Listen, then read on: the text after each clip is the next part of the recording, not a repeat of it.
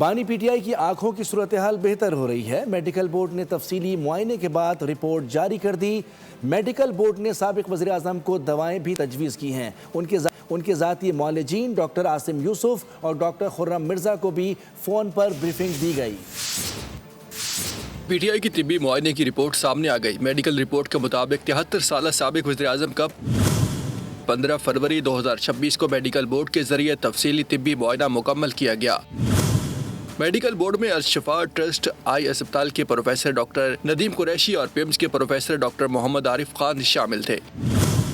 Report کے مطابق central میکیول thickness 550 سے کم ہو کر 350 ہوئی ہے، جو نمایاں بہتری ہے۔ متاثرہ دائیں آنکھ کی بینائی 6/36 سے 6/9 ہو گئی ہے، جو موجودہ مرحلے پر تسلی بخش ہے۔ بغیر اینک کے دائیں آنکھ کی بینائی 24/6 اور بائیں آنکھ کی 9/6 ریکارڈ کی گئی۔